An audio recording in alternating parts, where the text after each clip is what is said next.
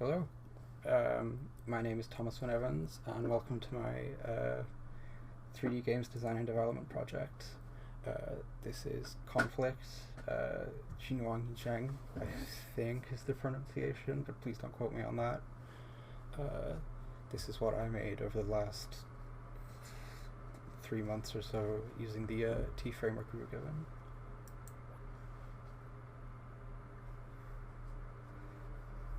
Straight away you'll see that I changed it quite a bit visually from what we were given. I really wanted it to stand out from the crowd. I have a fair bit of experience modeling low poly assets or this low poly art style, so I knew straight away that I wanted to make something more unique, but I didn't really want to go down the sort of generic cyberpunk or sci-fi route, so that's where the whole sort of laser steampunk Chinese aesthetic came from. Really just to stand out from the crowd. It doesn't really have that much deep meaning to it, it just looks cool. I was also going to model some custom characters, but I was caught short for time a little bit, so I've sort of had to improvise a little bit with the player character, and I recolored some of the stock ones we got, but I think it still works from a gameplay point of view. So straight away, this first B section is meant to be a little bit linear. It's meant to lead the player up this street to the top left. You can't really go right because there's a bunch of stuff everywhere. And straight away we're introducing multiple enemies to the player. I think this is where the combat works best. It's a bit janky, don't get me wrong, but I'm quite happy with the sort of style of combat that it kind of presents itself as. And by holding down left click, of course, you can do the heavy attack. So after the linear section, the player is presented with 3 different pathways to go down. I designed them so that they're all visible from the bridge. And as we come down here, because we're on a different height to these guys, we can't really attack them until we get right up close to them. So it's meant to be a bit hectic. So the 3 choices are this big long street that you can go up, which has a bunch of enemies down it. There's some heavier enemies towards the end.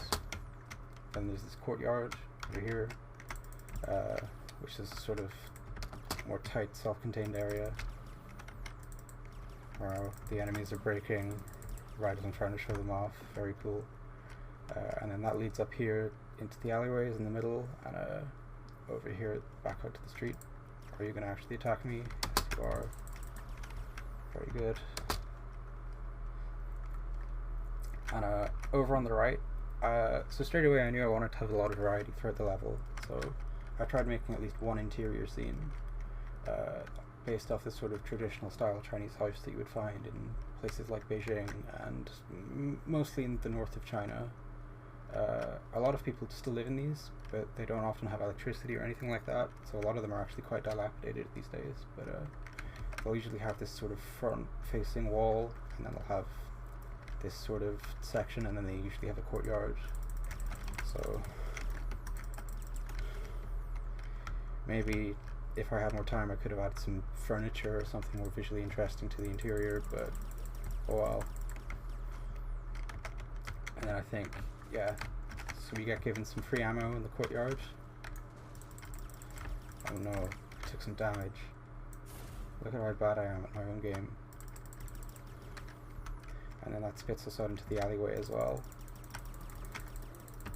So this is where the bulk of the level takes place. And you see there's a lot of more varied buildings as well. I think this area was mostly inspired by the French concession in Shanghai. I saw a bunch of images of it online. They have all these, you know, a few more traditional wooden framed buildings and some brick ones, and a lot of them have these bridges over the streets, and you have all these narrow alleyways with market stalls and stuff everywhere. I thought that was quite interesting, so I guess that's what I based it off of.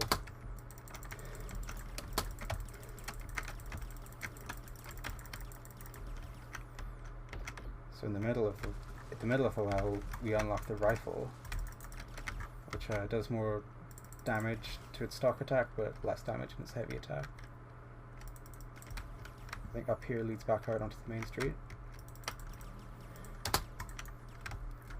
There we go. There's some health. And back over here on the right, you can keep going up through the alleyways. So yeah, multiple branching pathways that kind of feed into each other. Up here is an area I'm quite proud of. I don't know how good it looks, but I wanted to have, instead of just the sort of boring square buildings, I wanted to have something that broke that a little bit. So we have this sort of curved street, and I think in retrospect maybe I should have placed this closer to the start of the level, because I think this is actually quite a really good way of funneling the player down a set pathway without it feeling too boring or constricted, because it's quite, well, within the framework of what I've made, it's quite visually interesting relative to everything else. At the end of it, there are two heavy enemies that are maybe slightly too easy to defeat. The big gun you get a bunch of health and ammo right before the final boss fight here.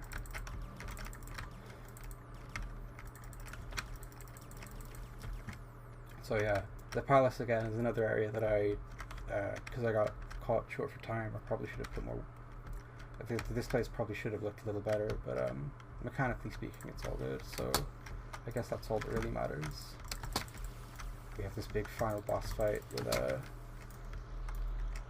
what was originally going to be a custom character, but oh well, for God's sake. It loves to break right as I'm showing it off. There we go.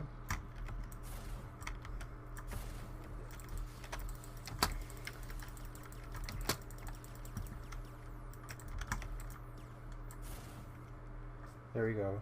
So yeah, you can definitely still see where the original T framework shows through, but I tried to make it a little more interesting, and you know, I really wanted to make something that stood out from the crowd, and I think I mostly achieved that. And I think whenever everything's working properly, the gameplay is a bit different to the stock T framework. It's much faster, and I think it's much more fun as well. So in general, there's a lot of things I could improve on. I think I was quite rusty whenever I started this assignment. I hadn't really touched Unreal in quite a while. I'd never used Unreal 5 before, but I'm quite happy with how it turned out, and I definitely learned a lot. So hopefully you enjoyed watching this, and hopefully you also enjoyed playing this. So thanks very much for watching.